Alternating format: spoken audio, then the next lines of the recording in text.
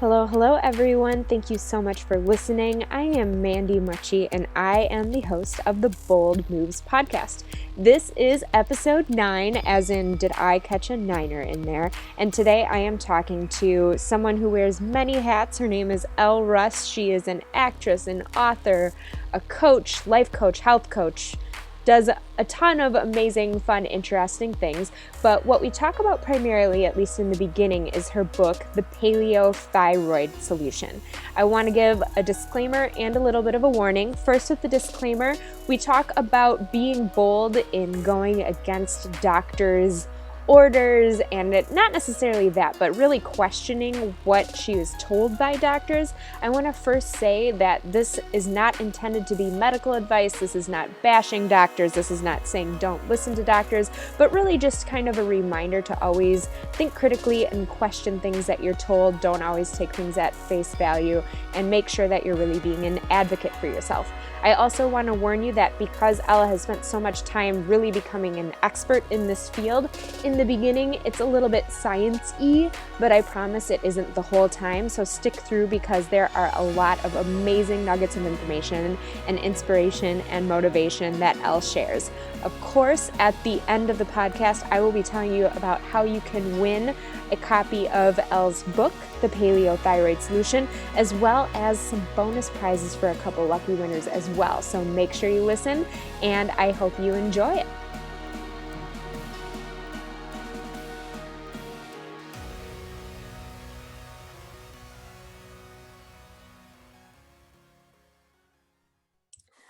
Okay, hello everyone. I am with my friend, author, and health and life coach, Elle Russ. Elle, Hi. thank you so much for joining us. Thank you so much for having me. Of course. And now I feel like almost the roles have reversed here because you are my first interviewee that is a podcaster yourself. So everyone, All right. if she sounds more professional than me, it's because she is. I'm going to underplay it so you sound like the pro. No, I'm kidding. You're too sweet.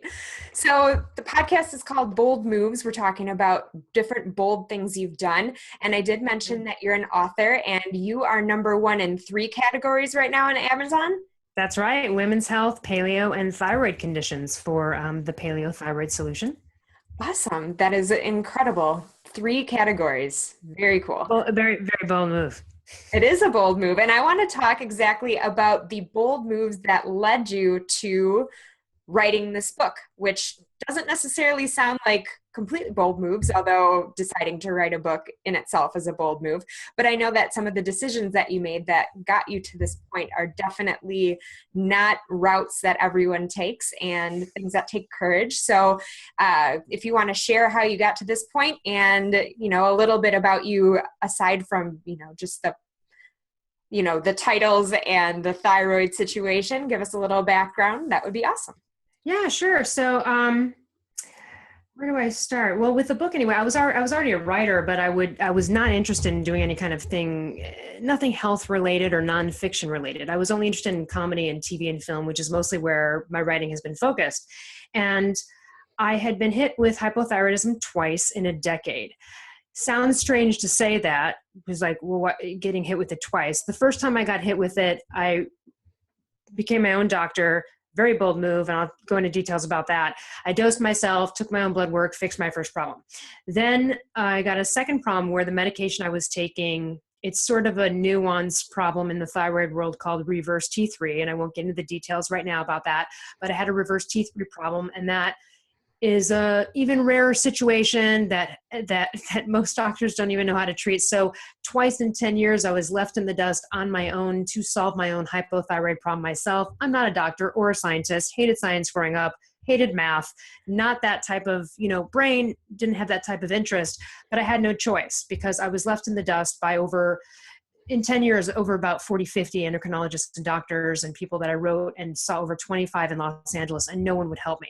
So the bold move was literally becoming my own doctor, which is a very frightening, lonely place to be because, You're on your own. No one's holding your hand. No one is helping you except for some fellow patients.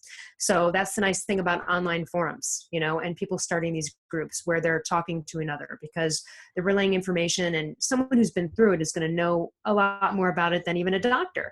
So I went down that road, solved hypothyroidism twice. But what happens is oftentimes, not all the time, but when you become hypothyroid, you get very, very fat. It's pretty bad. And even though I had solved hypothyroidism twice in 10 years, I still had not solved this horrible food addiction, willpower issues with food, still struggled to keep the weight off because I was following this old paradigm, this, eat every 2-3 hours, or South Beach or Zone, or, all this kind of stuff. And what happens is often people become insulin resistant when they're hypothyroid. So it requires an extra step, not just any diet's going to work. You really have to do a paleo primal low carb. And the reason paleo primal is not just because of the eating plan and what it can do for the food addictions and the weight.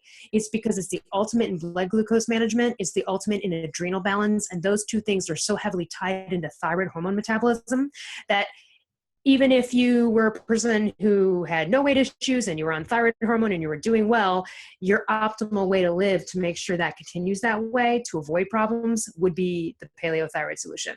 So it's this book sort of for everybody because everyone has a thyroid. If you don't, it's been removed. And if it's been removed, you are taking thyroid hormones that your thyroid would have been giving you because otherwise you die, literally. Die. Right. You cannot live without a thyroid gland. It's the master gland of the body. So, so the bold move was really going against everyone's advice, family and otherwise, conventional wisdom, not listening to doctors, having doctors hurt me, frankly. People hurt me, gave me bad advice, sent me down roads that screwed me up even further. And the bold move was taking my health into my own hands and saying, F it. I don't have a choice here. I'm not going to die. I was slowly dying. That's essentially what hypothyroidism is. And so I just said, that's it. I've had enough. And there is a point where, and this process, and for anyone listening who has hypothyroid problems, it's almost a constant state of tears because it affects your brain in such a horrible way that you become not only severely depressed, but you can't think straight and you get overwhelmed by things, sounds, smells, light. It's just even the thought of doing 2 or 3 things a day could really overwhelm you and send you into depression. It's a horrible place to be. And it's a really sad, lonely place. So, there was a point of which I said to myself, I don't care what I have to do. If I have to fly to India and go to an ashram, whatever. Do you know what I mean? I was willing to go to the ends of the earth. I was not going to stop until I solved it. And I did. And with that kind of attitude towards anything, you're bound to win. So the bold move was dosing myself with thyroid hormones, taking my own blood work. I mean, I didn't draw my own blood work. That would be pretty hardcore. That would be pretty hardcore. That would be real bold. But I did, and you can use doctors for that. You can go get your own labs tested, even if you don't have a doctor or insurance. You can go to places like private MD labs or direct labs. So I did that, ordered my medication online, and fixed myself twice. So that was the bold move, and it worked, and then I found, even after it worked, I still was not planning on writing a thyroid book, even though people had said, you should really write one. Mm-hmm. And I was like, maybe someday when I'm done with all this other stuff over here. But then I met Mark Sisson, and he was starting a publishing company. And still, even at the time, I didn't think a thyroid book or even a health book. I just didn't have any interest until I went primal. And then it really changed my life. And then it solved all of these things that I found all these connections that have not been made before. And so then there begets your place in the world of thyroid books. Because essentially as a writer, no matter what the category is, if you're trying to pitch a book to a publisher, you have to prove to them that you have something different to say among all of these books that are talking about the same topic, if that makes any sense. Absolutely. So that was the bold move that got me here, was really doing it on my own. And by that, I kind of became my own expert and my own doctor, and unfortunately more knowledgeable than a lot of doctors. And that's frightening, and that's wrong, and that's unacceptable. And so a lot of my book is about that and why doctors are so uninformed. And I even have a functional medicine doctor on the book talking about it himself. So it's not just me saying it. If you read the book, there's a great, amazing Q&A with Dr. Forsman in the back. And you can even bring something like the Q&A with the doctor to your doctor to go, here's another doctor talking about how you guys were trained wrong and how you don't know what you're talking about. kind of. Do you know what I mean? Right. I'm sure you have to tread a little bit lightly. You do. Well, I want to say this. That was I made a lot of bold moves. By some of those bold moves were being real stern with doctors and saying, you know what? I want this tested. I have a PPO. This is my right. I'm the patient. I'm asking you to take this test. Please take this test. It's tough to stand up to doctors because we automatically assume they know what they're doing. They went to Harvard. They're brilliant. Oh, and we're bowing. You know, that's just a losing game right there. You are interviewing them too. And so, you know, I had to be tough. There's a lot of doctors that are probably like, I hope I never see that be. I mean, really, you know, and there are, and you end up offending a lot of them, but the ones that are willing to listen and learn, those are the doctors you want, you know? Absolutely. So I was dismissed and patronized by so many doctors. And, you know, I snapped back at many of them. And those stories are in my book. I'm sure you've read. There's some really great ones in there where the most moronic things have come out of doctors' mouths. You know, even though I was a comedy writer and there's not any comedy in this, some of it was kind of hilariously ridiculous. So. A little bit of comedic value.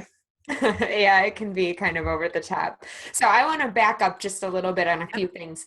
First, just in case anybody is listening and is not super familiar with the thyroid and what it does, I know you mentioned it's the master hormone or the master gland of the body. Of the body. Yeah. Can you give us like thyroid 101? What does it do? Why does it affect your brain so much? What symptoms were you experiencing aside from the weight gain you mentioned? Just a little brief intro to thyroid. Yeah, I'll give a little briefo on this one. So basically your thyroid is a gland that's in your neck. For men, it's below your Adam's apple. So it's like right about here. For women, you can't totally feel it. If you feel it or there's knots in it, then go to the doctor. And Elle probably has a list of doctors that she actually recommends. There's like a very few. Here's the thing. So it's the master gland of the human body for a variety of reasons. It is responsible for every metabolic process that happens in our body, okay? From the production and the regulation of sex hormones to your body temperature, to your fat burning capabilities, everything. So for example, you cannot live without a thyroid gland. If for some random event occurred, it's a 1 in a gajillion probably that you'd be born without a thyroid, you need thyroid hormones immediately or you die. So if someone has a thyroid removed because of cancer, or sometimes the thyroid is removed because someone has Graves' disease, which is a hyperthyroid, overactive thyroid. And if it doesn't resolve with medication, usually it's zapped with radiation or it's removed. And then the person is put on thyroid hormone replacement. If they didn't have that thyroid hormone replacement and they were on a stranded island, they're dead. So that's how important the thyroid is.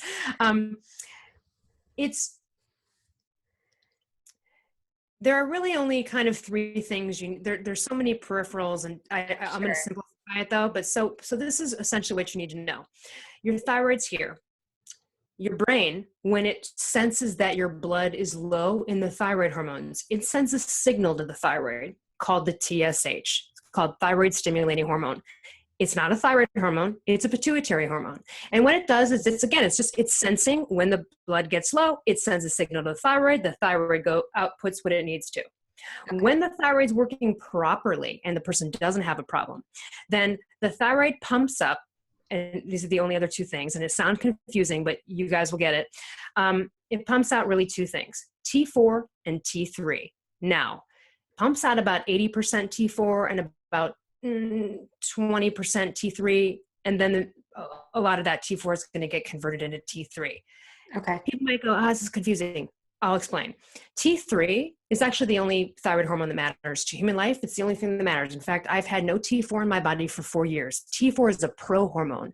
The only reason that's there is this nice sort of steady release built-in mechanism we have, whereby the body dispenses this very powerful fat burner called T3.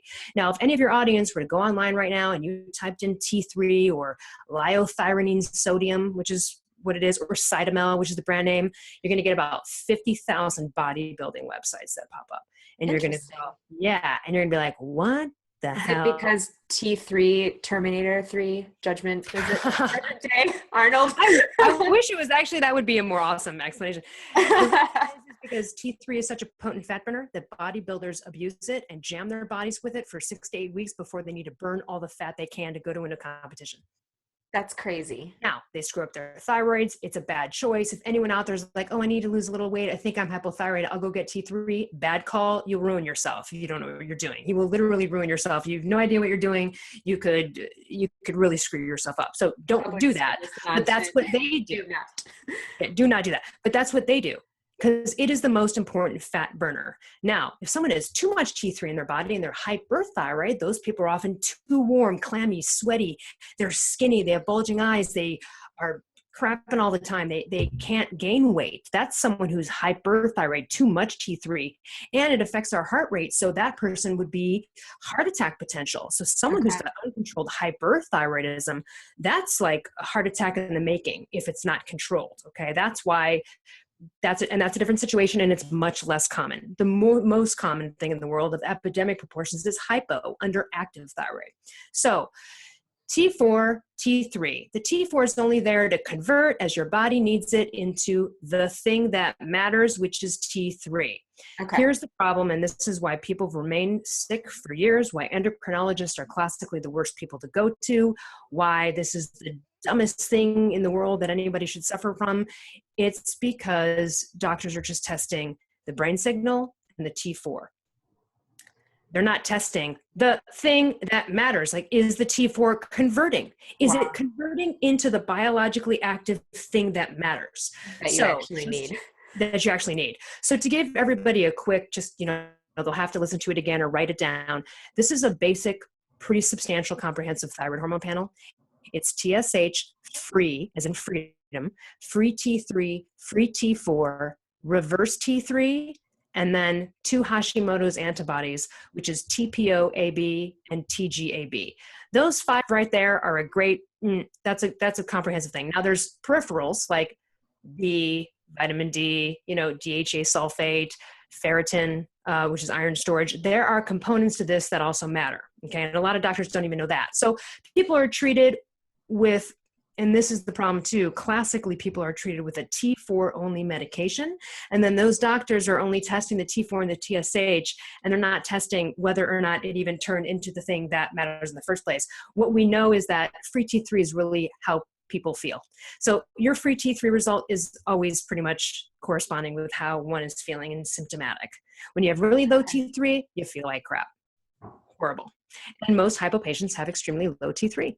And that's whether or not there's T4. Yeah, exactly. And oftentimes there's no T4 as well. Oftentimes the TSH is low. So here's the thing, that the problem is if you order something from an online catalog, okay, and you never receive the package, you don't keep calling them to place the order, which is the TSH. You don't keep inquiring about the signal being sent. You're like, where's the tracking? Where is it? I need my actual package. The package is T3. All that matters is you get the T3. We don't care if the signal can be sent 100,000 times a day, or you could give a person all the T4 in the world that you want. But if it's not converting, and again, I have had no T4 in my body for 4 years. You don't need it. Now, that's a great analogy. It's better endocrine mimicry to have it because it is, I'm on T3 only. It's a pain in the ass to dose when you're on T3 only. It's really fast acting. It peaks in 2 hours, dissipates in 4. You have to dose 3 to 5 times a day. There are a lot of different fluctuations and it's hard to manage. So I look forward to going back on a T4, T3 combination, which by the way is the most ideal for most people. And that's usually natural desiccated thyroid, things like Armour, Westhroid, Nature-Throid, or compounded T4, T3. But the endocrinologists of the world and the old mainstream thinking is that T4 is the only thing you should give a thyroid patient, and like that's just what you do, and that's fine. So those doctors, I have a friend who suffered, one of the success stories in my book, Kara, and I did a podcast with her. She suffered for about 10 years, had 2 miscarriages, and no one ever tested her for, an endocrinologist never even tested her for Hashimoto's, and just kept giving her more Synthroid and telling her she must be in her head. She's got a closet eating disorder. I just talked to a girl in South Africa whose doctor said, well, the reason you're fat is because you're eating a high fat diet and you have a closet eating disorder. And we don't test a T3 because it doesn't even matter. Now I answer all of these questions. Actually, Dr. Forsman in my book answers all of these questions and I grill him on it. I grill him on like, well, why? How did you guys not learn this? And when did you learn it? Why aren't they? So those are all covered in my book, all the details and nuances, because I really wanted to get to the bottom of that too. It's not enough to just say, well, this is what's happening and it's horrible. It's like, well, then how the hell is this happening? How is it that one doctor over here knows what's up and the other doctors are so clueless that they're literally hurting and killing patients? And the reason they're doing that is they don't know these nuances. I'll tell you what people get misdiagnosed with all the time: depression. Then they're given Prozac, and it works for 3 months, and then it doesn't work because no one's getting to the problem. When you have low levels of T3 in the brain, and anyone can look up Dr. Christiane Northrup, she's famous. She talks about this. I quote her in my book on it. Essentially, T3 is also a neurotransmitter. The other things that symptoms are horrible, aside from weight gain, it's temperature. Temperature is almost always affected. So that if someone doesn't get fat, they're probably cold all the time, cold hand and feet all the time, or just internally freezing when they shouldn't be. Hair falling out is a huge one. Loss of curliness in hair falling out, acne, any skin conditions, any gynecological conditions for a woman, sex drive issues, infertility, fibroids. I got misdiagnosed with polycystic ovarian syndrome at one point. So here's the thing. This is a master gland. This gets slow. So if you can't live without a thyroid gland, what do you think life's going to be like when you've got suboptimal thyroid hormones? You're going to just slowly die a very slow, horrible self-murder. It's like terrible. And so the problem with some of these these things is that, so doctors it's almost like if someone came up to you and I and said, what are you guys doing? Like, aren't you worried about eating that fatty steak with heart disease and everything? You and I would laugh because we know that saturated fat's not bad for you. It doesn't kill you. This is based on old flawed studies and old paradigms, right? Sure. It's the same thing here. Just the same thing. These old endocrinologists are just entrenched in ego and still indoctrinated into their 30, 40 year ago medical training. And the ones that have gone above and beyond their training and gotten into functional medicine or integrative medicine and gone above and beyond their standard MD, those are the people that know what I know. You know what I mean? But they're more expensive, they're harder to find. It takes more time. They might not be a network. You might have an HMO. Well, okay, how badly do you want to be well? I wasted a lot of money. I was broke. That was another reason I had to do it myself. I had exhausted like $15,000 on experts and money and getting nowhere. And so I did it myself. And then, I just was like, this needs to stop. I want this path to stop for everybody. I shouldn't have remained undiagnosed for 2 years. Here's the other thing. So because it's the master gland, when this goes off, so many other things go off. There goes the infertility. There goes this. You will get a disease you otherwise would not have gotten in a non-hypothyroid state. Does that make sense? So I was misdiagnosed with polycystic ovarian syndrome. I do not have polycystic ovarian syndrome. Did I have it? I had something that showed up because this was off and it looked like it was polycystic ovarian syndrome. If you were a doctor, sure, you might diagnose it as that, but did I really have it?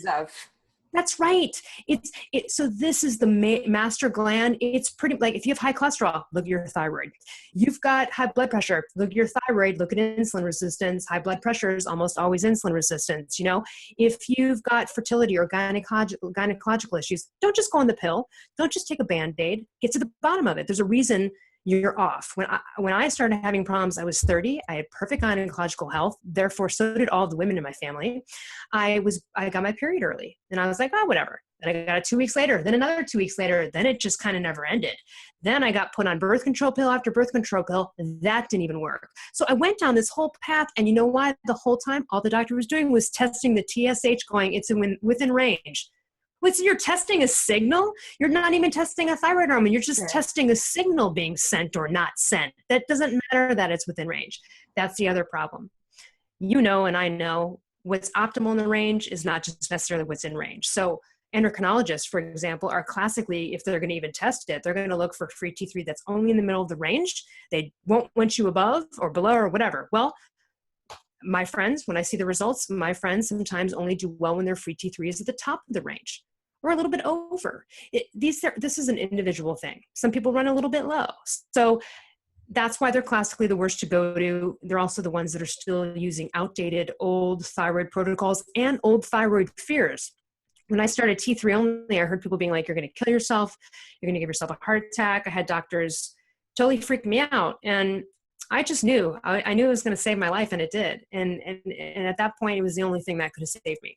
So I imagine that part of the reason, or the main reason why they're concerned about the T3 only, would be that you have to be so on it and watching how often you dose, right? Because the T4 would be the slow release, kind of steadily always there in the background, like a generator just in case. Exactly. And it's deciding. It also has a much longer life. It is more stable. So therefore, if you went without your medication, or you got hit by a car and you're in a coma, you could, go a few days, you're stranded on an island. Hopefully that doesn't happen anymore. It's also just because the old paradigm. It's also more endocrine mimicry. Listen, I would prefer, and I look forward to going back on a T4, T3 combo. I'd like it to be doing the deciding for me. Sure. Doing the deciding myself is a pain in the ass after 4 years, and I'm an expert at it, and it's still a pain in the ass. I prefer not, but it's a lifesaver in case you need it. So Sure. There's 3 options for medication. There's T4 only. That's a classic old model. It works for some people, but then there's T4, T3 combination, either compounded by your doctor for you or in natural desiccated thyroid, which is chopped up pig thyroid gland. And then there's T3 only. So those are the options for hypothyroidism. T3 only is a last resort. That is for people that are having issues converting the T4 to the T3. That's an issue that I had. Now, for everyone out there, because this is primarily your fat burner, your thyroid's your fat burner, you're going to want to keep it in shape. You're going to want to keep it optimal. Some of the things you could do right now, if you don't have a thyroid problem or you suspect maybe selenium. Selenium is the biggest, hugest mineral antioxidant involved in this process. So even 200 to 400 micrograms a day of selenium, everybody should kind of think about. Vitamin D for women, making sure your ferritin levels are, 50, 60 to 100.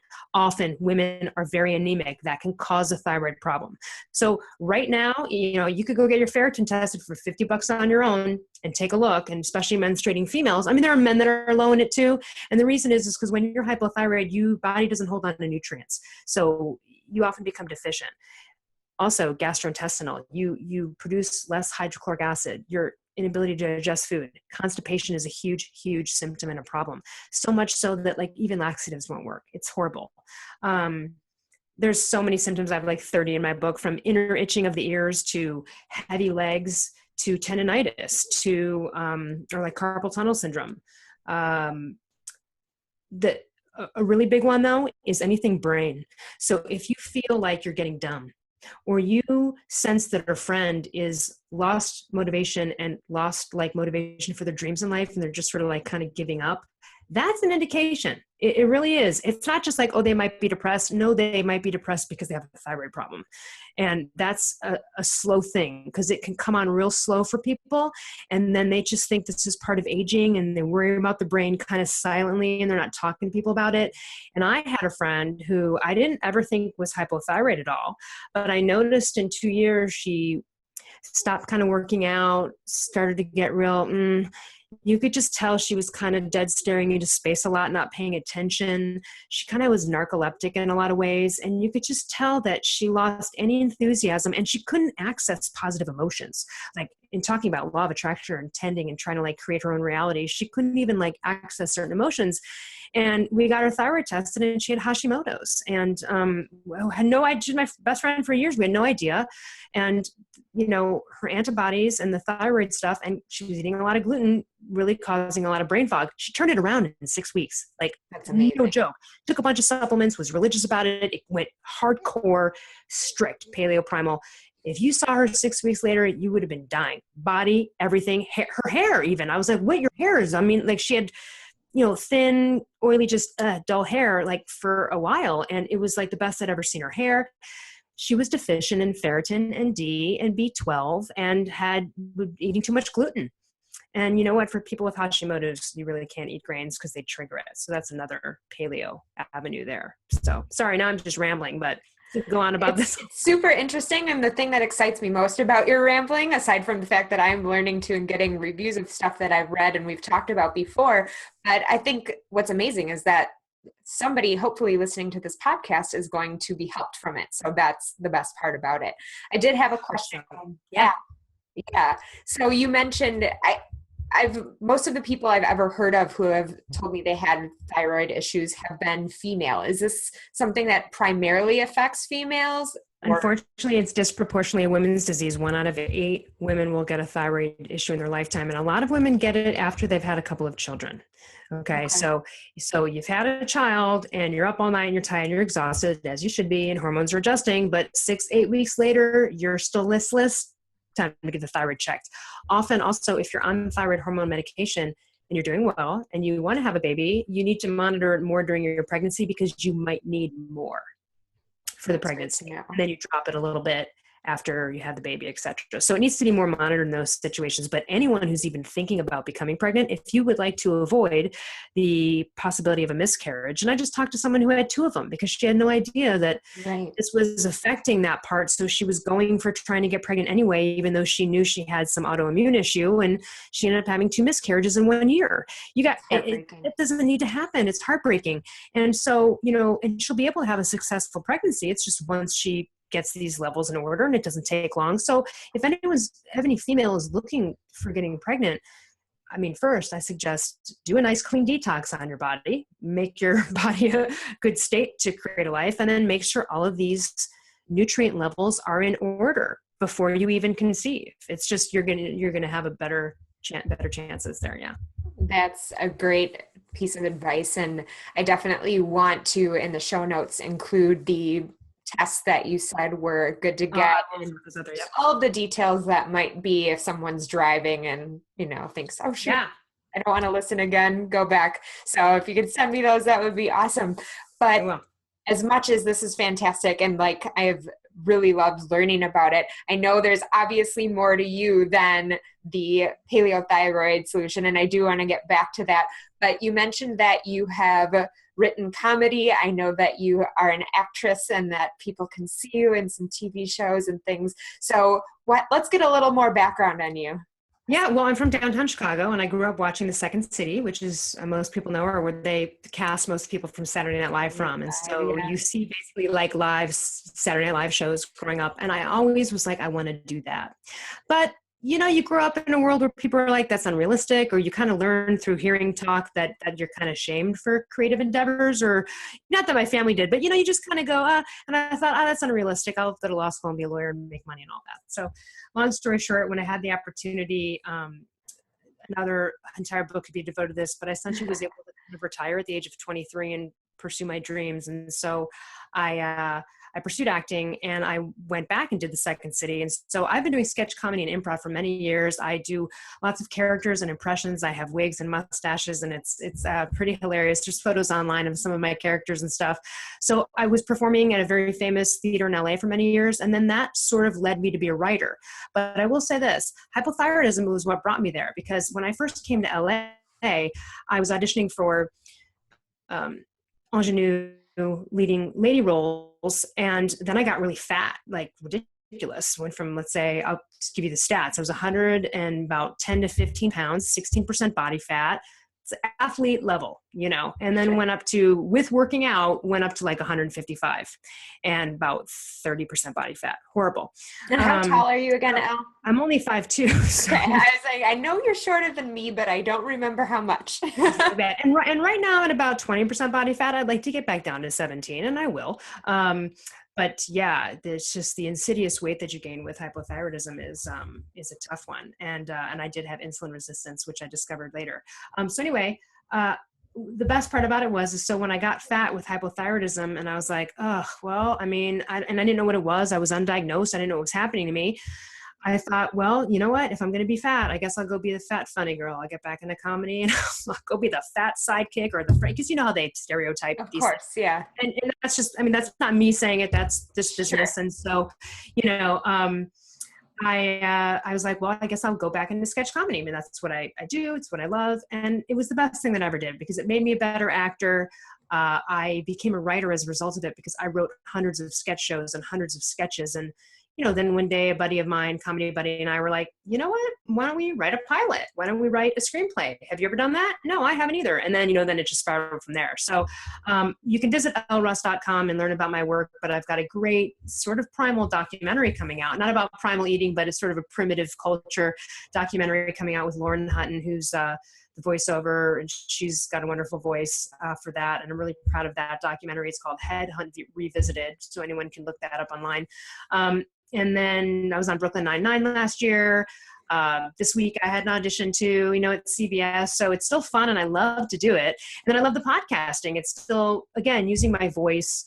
I used to do voiceovers as well. So any kind of voice and talking and, enjoying conversation or even acting, it's just so much fun. There's nothing more fun than being on set and just being a part of it. It's really great.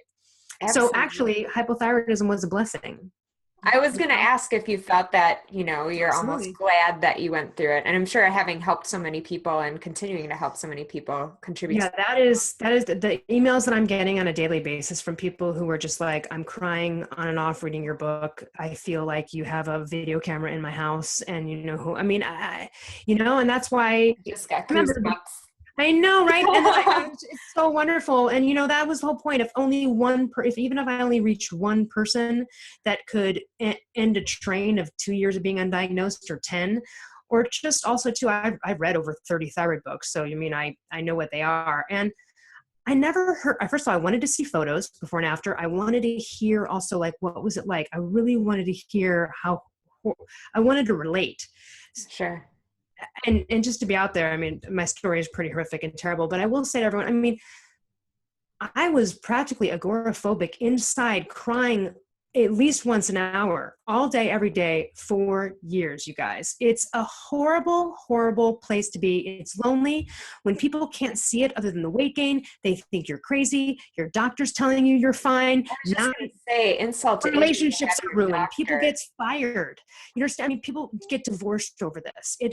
It's such a sad thing because the spouse is going, well, I don't know why they're acting this way. So now they think you've become this awful, cranky, overwhelming, whatever it is person. And the person is going, I don't know what's wrong with me. I've gone to 500 doctors and, I'm on Medicaid. I don't know. Oh, must not be your thyroid. Oh, well, must be.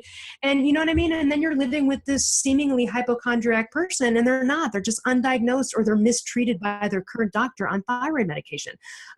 There's someone in our company who suffered for 20 years on Synthroid, was put on statins for her, high blood pressure medication, didn't need to be on any of it. She really had a reverse T3 problem. She was just mistreated. She shouldn't have been on Synthroid. She should have been tested in the proper ways, and she wasn't.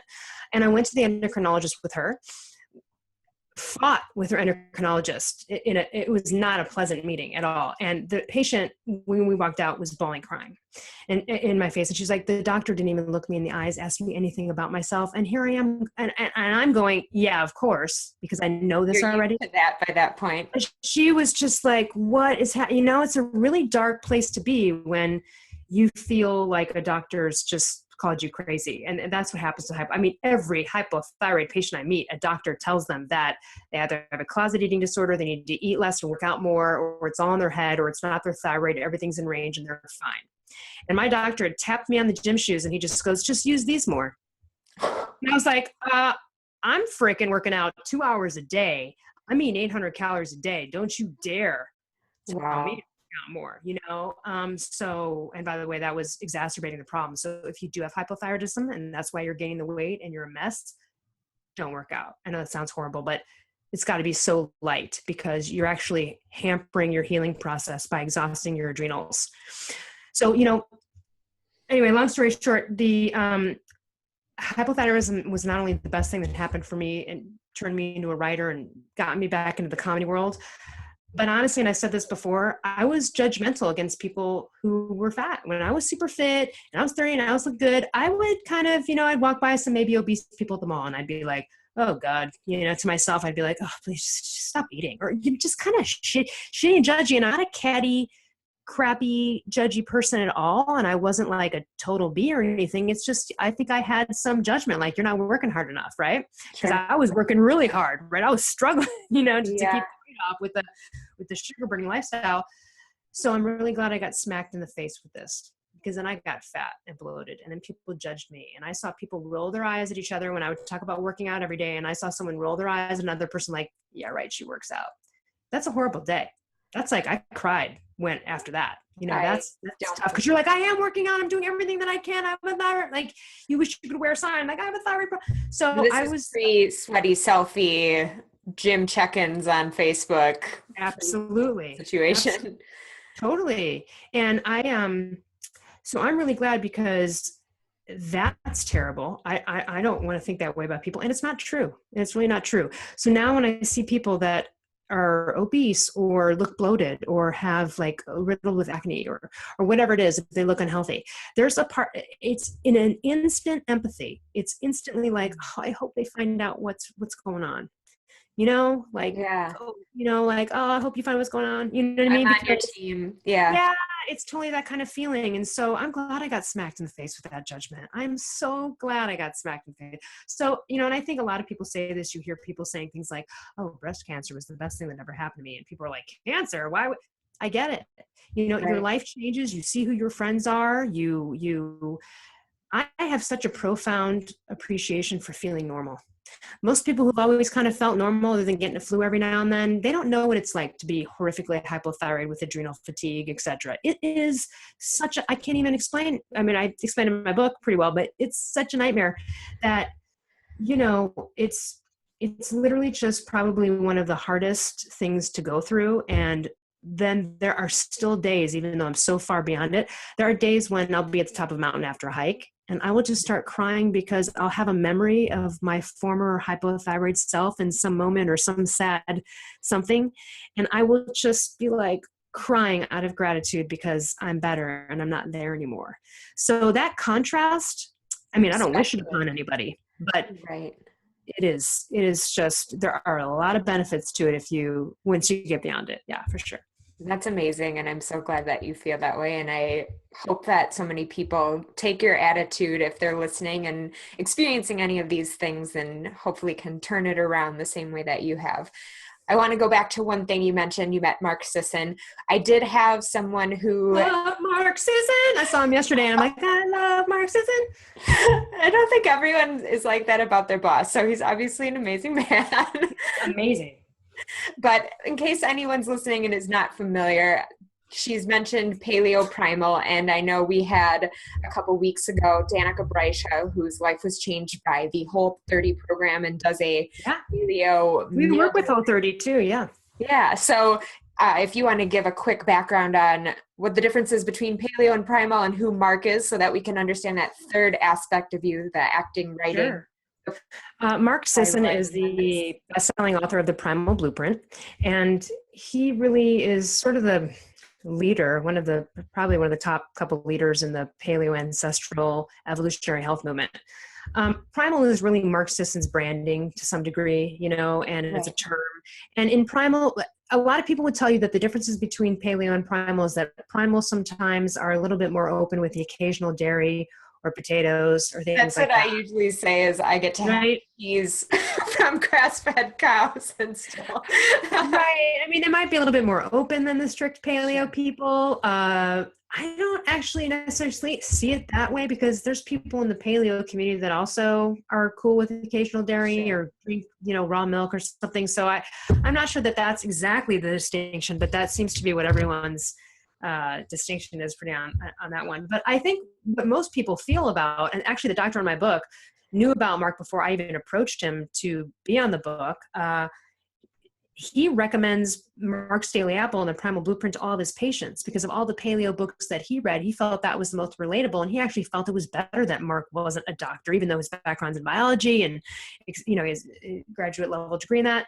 So I feel that the way Mark explains it and is to me the best, or resonated the best. So when I met him, I didn't really know anything about him. I was just getting a job with him.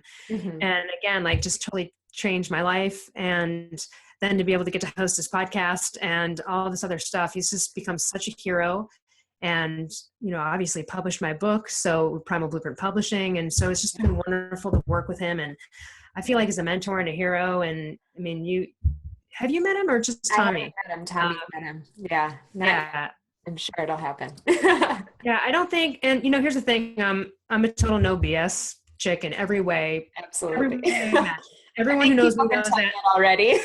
Yeah, I'm a no BSer. I would not sit here even just because I work for the guy and like blow smoke up, whatever, just to Sure. say it. He is literally the most awesome guy I've ever worked for, and just such a great father, and just so his wife's amazing, Carrie Sisson, his whole family, his kids. But really, just he walks the walk, man, and I feel he's so riveting to watch. I work for Mark, yet I still will Google him and find out what other interviews he's been on and watch him and listen to him. I don't think anyone on their spare time listens or cares what the hell their boss has to say about anything. I do. I've watched his Joe Rogan interview probably 3 times. It's a 3-hour interview. That's intense. Because I love watching Mark speak, and I'm constantly then re-embedding some of these principles and things like that of course I know and have been certified in, but Mark's just, he's been in it for so long. So it's a joy to work for him. And if anyone's curious, it's the primalblueprint.com or marksdailyapple.com or the Primal Blueprint podcast, which I'm the host of. And occasionally Mark actually had an interview with Melissa Hartwig, the Whole30 author or part of, like probably in the past couple of months. Sure. So yeah, and then Tommy, your fiance, came to PrimalCon, which was a big event we used to throw, and he presented there, and that's how I met him and you. So it's been great. Absolutely. And I would say too, another difference between primal and paleo, at least from my understanding, which is not as advanced as yours, obviously, but paleo is just the diet, right? Whereas with Mark's Daily Apple and Primal Blueprint, there's also the fitness and then just the lifestyle of remembering to play and relax and, kind of go back to I think he kind of nails that lifestyle component pretty clearly. Here's what people misunderstand about paleo primal. There are a lot of misunderstandings, and I cover a few in my book because I get constant objections from people all the time about this. Like, whoa, caveman, well, I heard they died young. Why was their diet so healthy? Or, like so many, and they're all great. But the one misconception I get all the time when people call either for coaching or they're curious about something is they think it's just a list of foods you eat. And that cannot be farther from the truth. It is not about just a list of foods you eat. It is literally about transitioning your body into using fat as a primary fuel source versus glucose. That takes 4 weeks. When I ask people, I've had people be like, I went paleo, I lost all this weight, I did great, then I don't know what happened, blah, blah, blah. And I'm like, well, hold on a minute. When you were paleo primal, were you struggling in the brain with it? Like, was it still? And they're like, yeah, I was still struggling. I'm like, then you didn't do it right. Didn't do it right. If you're still struggling in any kind of willpower capacity with cravings and stuff, you are not fat adapted. You are not a fat burner fully, and you have not done it right. You have just eaten from a list of foods and changed nothing else about your life. It is a really individual thing, and it requires probably a longer explanation than this, but that's what I get. Or they're missing the other component. They're still over-exercising. They're still doing crazy chronic cardio or CrossFit 6 days a week. And, that's not a primal paleo lifestyle. And it's not because that's bad or that's not what our cavemen did. It's literally because you're burning so much sugar then at that point, unless you're an elite athlete. And even now they're moving to a paleo primal sort of ketogenic. Athletes are having more success because they have found that the sugar burning glucose way is false, old, outdated, misguided wisdom. So I think that's the big misconception. People just go, oh, I'll just get rid of grains and do that. Well, you could still be eating completely high carb and be a sugar burner at that point. Just because you're eating paleo foods doesn't mean you're going to get rid of your insulin resistance. You will get rid of it if you follow a paleo primal low carb paradigm. But you know what I mean? Like, just because fruit's on the Primal Blueprint food list, you can't, you know what I mean? You can still be a total sugar burner. So that's the difference. And I guess I like to say to your audience, well, how do you know if you're a sugar burner?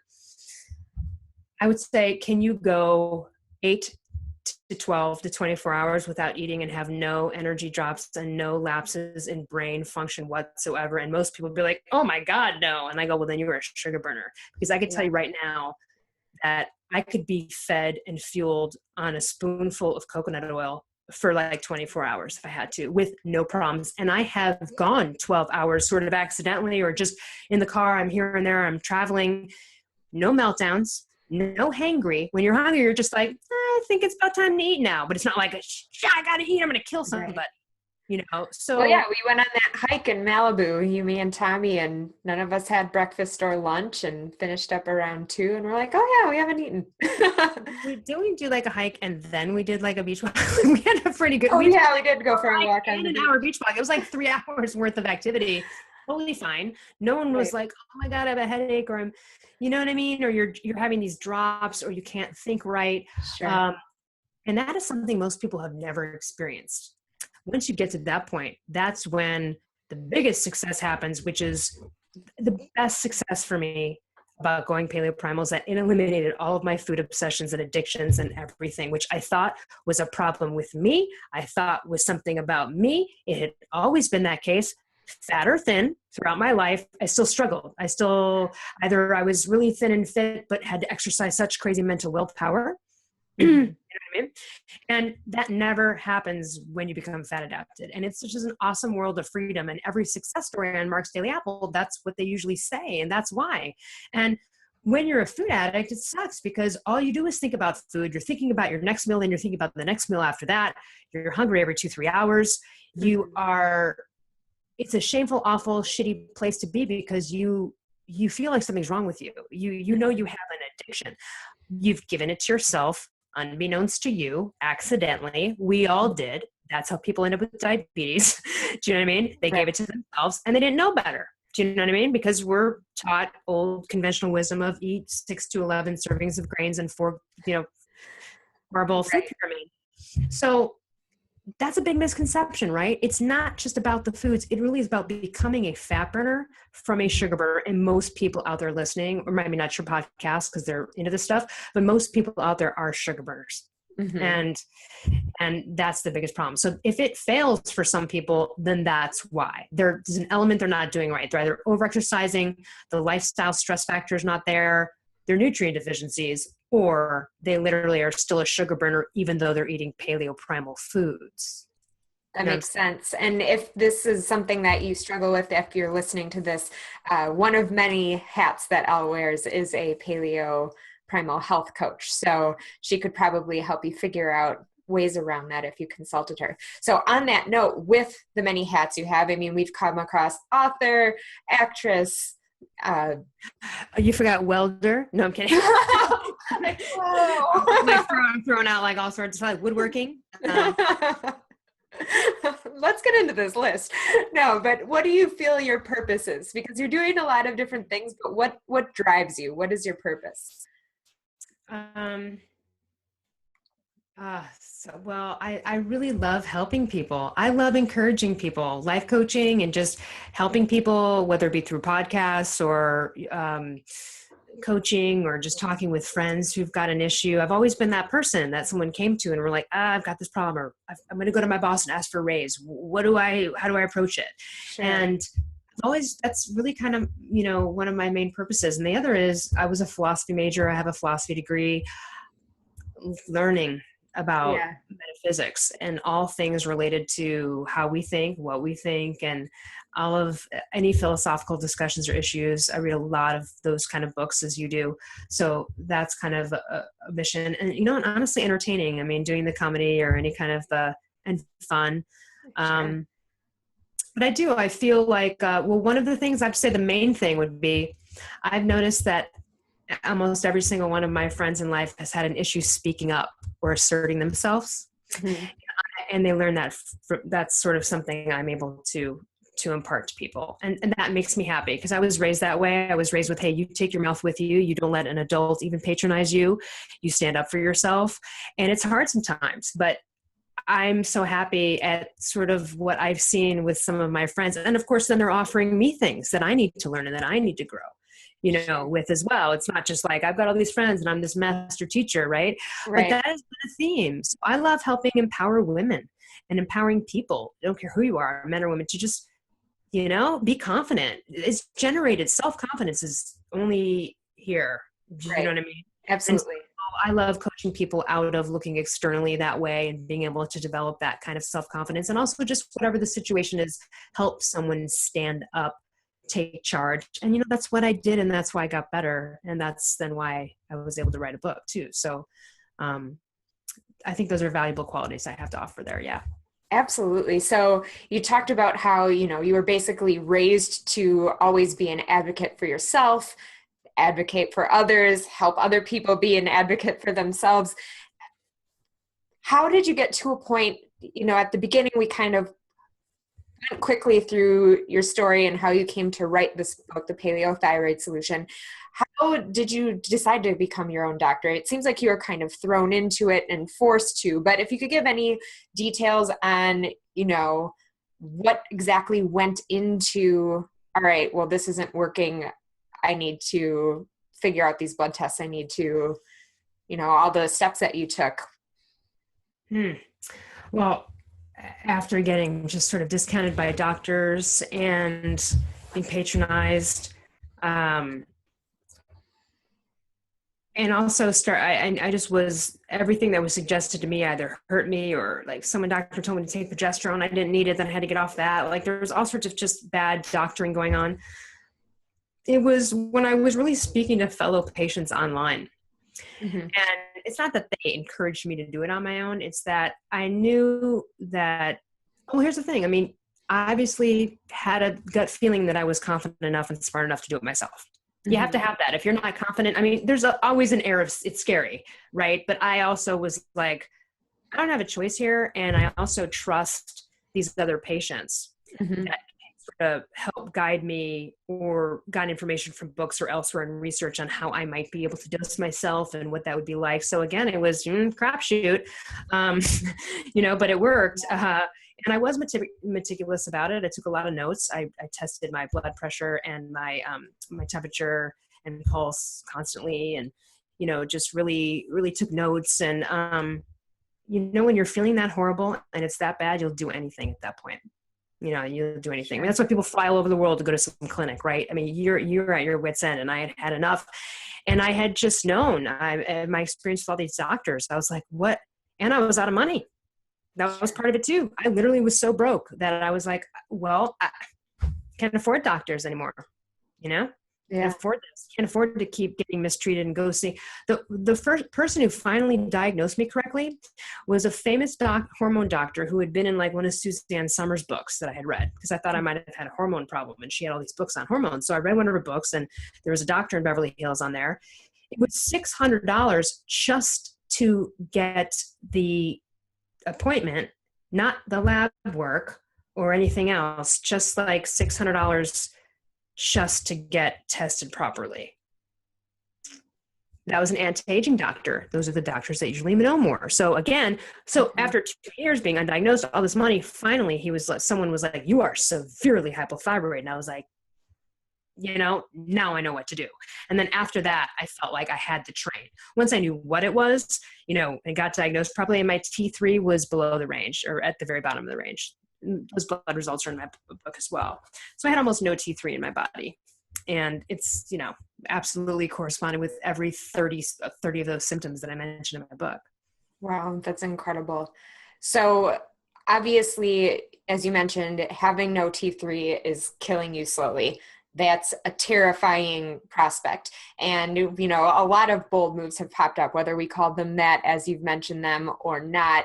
When you're feeling that fear of either, if I don't figure something out, I'm going to die, or continue feeling terrible if you didn't know that it was fatal at that point, or, just something is, not as life or death scary, but writing a book, going on stage, whenever you're feeling fear, and this could be just a tip for people who are listening, when you feel that fear, how do you push through? What do you do? Well, I actually use the people used to ask me, because I don't get nervous for auditions at all. Part of that's probably because after you do improv, which is on the spot coming up with stuff, so that's the most frightening thing. If anyone out there right now wants to just jump on a stage in front of 100 people with 3 other people that are improvisers, and then it's like, go, that's frightening. So nothing was more frightening than that. So after that, auditions, and that's why I suggest any actor take improv, even if you don't want to be an improv actor, just because it's frightening and embarrassing and it's weird and awkward, and there's nothing going to be anything more awkward than that every audition, you're like, nothing. People used to ask me, they said to me once, or a couple people would be like, how are you not nervous before auditions? And I said, well, I act like I'm not nervous. It's your first acting job. You act as if, really, there's a lot of situations that I've been fearful in. You don't want to speak up, and you know what? You just have to. You might be done with that conversation, turn away, run into the bathroom and cry it out because it's so weird that happens. At least you did it. At least you did it. You said it, you did it, you stepped up. You've got to, at some point, take the jump. And it is frightening. And there's times when I still get challenged occasionally. It's rare. I'm one of those people, I think I just probably emanate that vibe in general, but not a lot of people patronize me because it's not something I need to learn. Do you know what I mean? I don't often get that attitude from people because, well, first of all, if it ever happens, it comes, they messed with, they bullied the wrong chick, right? Right. So that's not a lesson that I need to learn, but once a year, once every couple of years, something will come up where I have to then repractice that muscle of speaking up or standing up for myself. And, look, they are uncomfortable and they are fearful, but what's the worst case scenario? You're probably already in it. So, you know what I mean? Do something different. Also too, there are no victims, only volunteers. I like that. Like, okay, you get mugged, I get mugged tomorrow, God forbid, right? Okay, I'm not volunteering for that, but you know what I'm saying? Same thing keeps happening over and over again. You're kind of a volunteer. And I don't believe in that. So, I know people that are miserable in their jobs, but yet they've never said anything to their boss or their supervisor about what it is that they need to have that changed. And then you ask them why they haven't said it, and they go, well, because it probably won't work, or probably, great. Then you're still good. Then shut up then don't complain. Right. It's definitely not going to work if you don't say something. That's definitely not going to work. So, so you're either here and you're stuck here, or you might have, and so my other thing is not only act as if, what do you have to lose on anything? What do you have to lose? Nothing. This is like, you have everything to gain. Every time I've stepped up and be like, what the hell? I'm just going to ask for it. The person is just like, yeah, no problem. And I'm like, that was easy. Sure. What if I didn't ask? What if I just, I shouldn't, then I wouldn't have gotten what I wanted. So you just, being bold is a process. It's not as easy as I'm talking about, but in the beginning, a lot of it's act as if, and a lot of it is just like, okay, the next time this person says this to me, I'm going to stand my ground. You know what I mean? And I don't suggest it if you're in a situation where like, don't, maybe bring something up if you're not prepared to maybe get fired in that moment. If you're dealing with a patronizing boss who's talking to you in a way that you don't appreciate, well, maybe, be prepared that could be something that could happen. I mean, you could obviously sue them for wrongful termination. I'm not going to get into, but like, you know what I mean? There are scenarios where, of course, you've got to choose your battles wisely and choose those things wisely. But at the end of the day, this is what I've often find. A bully tries to bully you, even an adult, happened to me not too long ago, and it's really funny. They will, and when you step up to a bully, they absolutely cower. They'll end up kissing your ass. They really will. You just got to call people on their stuff. People will respect you as much as you respect you. And when you stand up and say, you know what, I'm not going to accept that. I'm not going to tolerate that behavior, and I'm not going to be spoken to like that, or whatever it is. Sure. That's a real strong message. Those people get that. That's a stance you're taking. And you know what? With each one of those, you become so much more confident because you're standing up for yourself. It's just even more proud of myself making. It's even more. And then after each one of those, even though they're uncomfortable, they're awkward, they're not always fun, they're not always enlightening. They are sometimes things you need to call your friends and vent about, right? Because they're uncomfortable things, but you feel like, yeah. I like how you said it as like flexing a muscle, because that's exactly what it is. When you lift weights, you're carrying your muscles, it hurts, but then, they're bigger the next day after you let it rest a little. So that's I'll give you a great example. I have a friend who grew up and her parents she was always wrong. She was just always made to be wrong. They couldn't find something. She was responsible for it. She was kind of blamed for things. She was always sort of wrong. So it's not surprising that she attracted a lot of situations in the workforce where people in authority, she was always wrong, right? She'd always make a mistake. There was, I don't know why it happened to her, right? She was always being wrong, but yet Joe over here in his job's not, if you have a pattern that keeps coming up, it's something you got to address. Through me and through talking, she started to step it up, and she started to say, hey, not going to be talked to this way, or whatever it was. And then now it's totally natural. And now it doesn't even happen. Now she attracts, because she's a consultant. So she obviously has like lots of different bosses on different jobs. She's actually a producer. And now she only attracts other producers and people who are so appreciative of her. She never gets anything wrong. Anything ever happens that's bad for her to be blamed for. She's never in those situations anymore because but it took a couple practices. It took one time of just calling one on something awkward, had to call me crying afterwards. I've had those moments, kind of confrontational situations with people are not pleasant and they do shake you up. I'm not saying that I don't walk away from every one of those going, oh, whatever, right.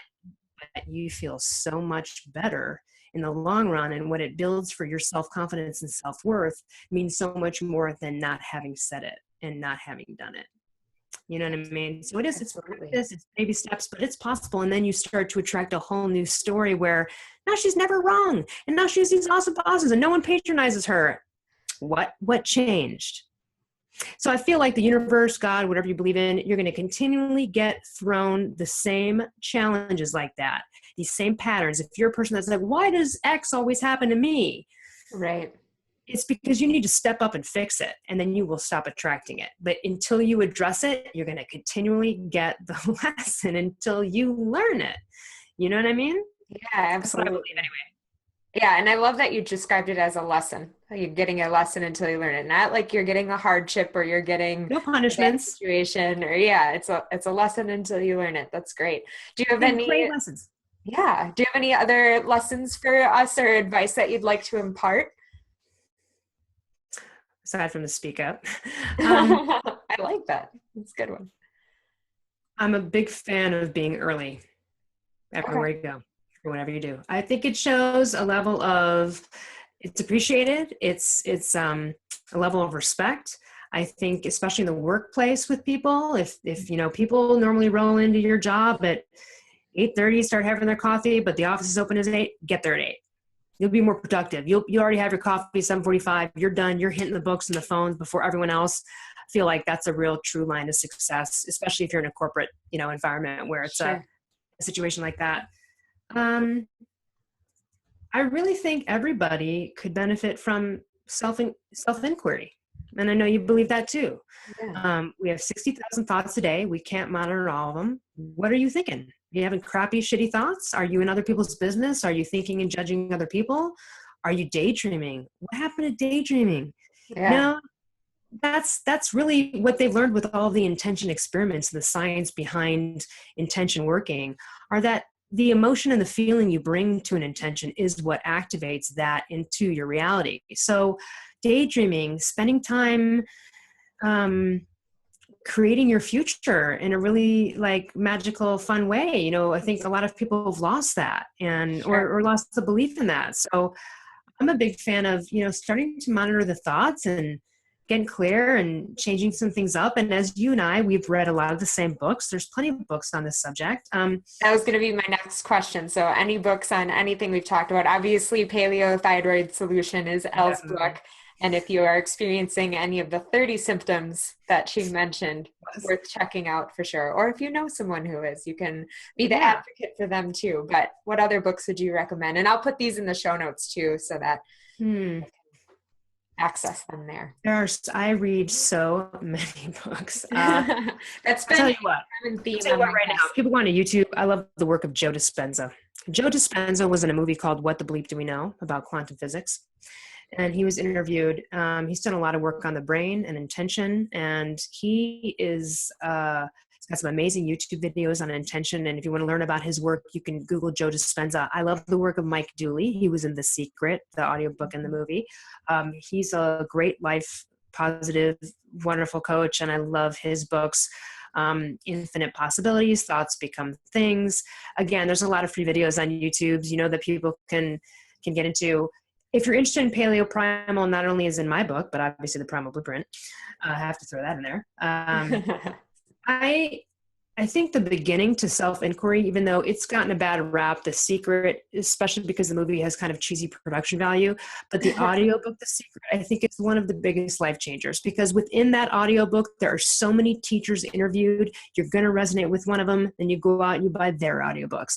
And that's how I started. Someone gave me that audiobook, even though I was like, oh, please. Yeah. You think stuff that becomes true? Bullshit. I'm not listening to it. Right. In fact, my friend and I were ripping on it. We were like, not even read it, like totally judging a book by its cover. This is like years ago. We were telling it was like 8 years ago. And then my friend gave me the audiobook. That changed my life. It changed my life in the best ways ever. And then I literally bought and listened to every speaker in that audiobook, and then their books, and then they'd recommend another author in their audiobook. And then you know what I mean? And then you go down that train, and there's Hay House Radio, which is free for everybody that has these kind of topics. There's Gaia.com. I think everybody needs to look a little bit within themselves. And there's people that obviously can help guide you, and authors that can do that. And on that note, you know, people they want to be happy. They go to a therapist, they're trying to get a pill, or they're going to someone to try to say, what do I do? And I look at it this way. I'm like, if you want to be a painter, you go take a class. At the very least, you go pick up some brushes and dick around in your basement or whatever. Right. And excuse me, but you know, and then the same thing with, like, if you want to be happy and you want to be successful, there's a lot of people who talk about how they became happy and successful, how they either went from the depths of despair to happiness, or from rags to riches, or whatever, all in between. So go and research and learn about that. But to just sit back and be complacent in life, you know, and look, audiobooks, best thing ever, right? Because, and you know, podcasts and YouTube, because I get that someone staring at a computer 8 hours a day at a job is not going to want to sit there and read a book and stare at a page I get that. That sounds awful to me. But if you've got a commute, you're in your car, right? You can listen to stuff. You could have an entire graduate program done in a year, right? In your car, probably. Yeah. So I think, you know, in this day and age with technology, listening and watching, you know, is a great way to absorb it too. And I think I rather hear the authors talk than read. So I'm more of an audiobook, YouTube watcher anyway.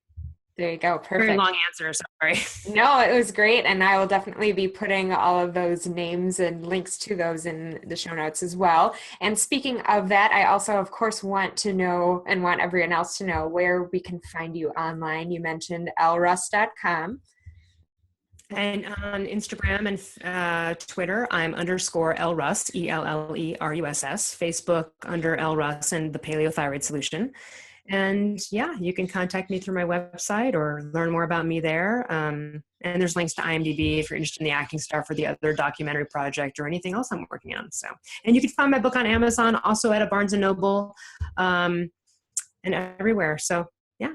Is there going to be an audiobook of you reading your book? There is. I should totally have already done it, but I've just been so busy. Sure. No, I'm going to be doing an audiobook soon. For someone who loves audiobooks so much, I think I waited a little bit because honestly, my book, as you've seen, you kind of also really need to see it. Yes. You need to look at the graphs. There's graphs. Before and after blood work. There's photos. There's some things where it's a little bit more inclined for digital or hard copy, but I will be doing it's definitely very scientific, and there's a lot of information that I think just hearing would go over a lot of people's heads. Right. It could. So especially if you're suffering with hypothyroidism and your brain's not working right, that's kind of one of the things I suggest. Have a friend read it with you, to help you understand it, or you might just have to take some time with it. Yeah. Very cool. So last question that I have for you actually, and this is one of my favorite questions to ask people, is if little Elle in downtown Chicago, age 8, could see Elle today on a scale of 1 to 11, how excited would she be at where? Oh my God, like 100. I love it. Totally. I mean, you said you got to retire at 23, and I think, I work, but I was able to afford to not work and not wait tables and do what I wanted to do, but not driving a Bentley in retirement, but definitely still wonderful. Yeah. So many of my dreams have come true, over the years and keep coming true. And I love my life. I really do. I totally love my life. And so I absolutely think, and I think about that, and I think back then, and I go, like I was at CBS the other day for an audition, the history at CBS and all the television shows that have been shot there, and, just the history. And I mean, I'm thinking about myself being a kid watching TV or watching a movie and just kind of wishing and like loving to be a part of that. And then, you are. Right. And so even that aspect too, it was the dream of mine to do sketch comedy one day. And then I became a main stage member of a sketch comedy, a famous sketch comedy theater. That a dream accomplished. And now I'm, wrote a book, keeps going. And I'm so excited. So I feel like my 10-year-old self would be like, yeah, they'd also probably be like, hey, you're going to go through some really rough stuff. Brace yourself. Some tough years there. I did lose about 6 years of my life to hypothyroidism, and a lot of people lose 20, 30. So I'm glad I only lost 6. I can't get those back. But you know what? I'm really grateful that I went through that, and for all the reasons we discussed earlier. And I want to just say to people, if you're suffering with any health problem, especially hypothyroidism, do not let anyone tell you, even a doctor, that you are always going to have problem X, whether it be you're always going to be fat or you're always going to be tired, whatever it is. This is 100% solvable. Do not let anyone tell you that it isn't, because it really actually is. That's not just pipe dream. You know what I mean? Mm-hmm. That really is true. And the other thing is too, is it's hard to find positive moments when you're suffering with any kind of health ailment. But with hypothyroidism, in almost every scenario of hypothyroidism, Hashimoto's, euthyroid 6 syndrome, anything that goes on with hypothyroidism is usually related to your body trying to save your life. So I just want to help people send the message. Sometimes it's easy to hate your body and yourself when you hate the body you're in, and you feel horrible in your skin. I mean, it's literally like you can't even go out of the house without, even in sweatpants. Your skin's so tight, it feels like you drank a bottle of MSG. You are so bloated, and your skin actually thickens, like literally it's a skin thickening thing. And it's so miserable. It's hard to see your body as an ally versus an enemy. It's hard not to be like, I hate, and so I just challenge or want to suggest to everyone out there, and I talk about it in my book too, as much as you can constantly send a message to yourself, like, thank you for trying to save my life. Mm-hmm. You're okay. We're going to be okay. These are important messages to be sending yourself when you're dealing with a problem. Even if you're still really sick right now and can't get out of bed, it's still got to push along, like, we're on our way. You're sort of soothing yourself. You're not anti your body. And then also, especially if you have Hashimoto's or reverse T3 problem or any kind of hypothyroidism, most of the time, again, your body's trying to save your life in almost any circumstances. Even type 2 diabetes. Diabetes is your body trying to save you.